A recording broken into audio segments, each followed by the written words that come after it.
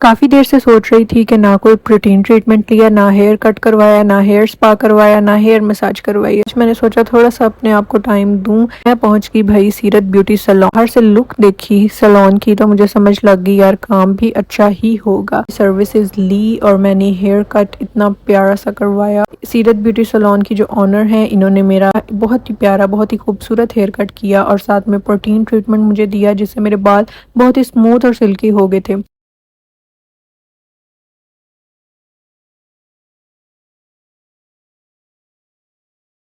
आप देख सकते हैं कि मेरे बाल शाइन भी कर रहे हैं प्रोटीन ट्रीटमेंट के बाद। मुझे जितनी भी मैंने यहाँ से सर्विसेज ली है, मैं सारी सर्विसेज से टोटली सेटिस्फाई हूँ। मुझे बहुत अच्छी लगी इनकी सर्विसेज, और जो इनकी ओनर का बिहेवियर था वो बहुत ही पोलाइट और हम्बल था। और अगर आप भी इस तरह की सर्विसेज मेरी तरह लेना चाहते हैं बहुत ही कम अमाउंट में, तो जल्दी से जाएं और अपनी बुकिंग करवाएं। नीचे पेज मैंने मेंशन कर दिया है।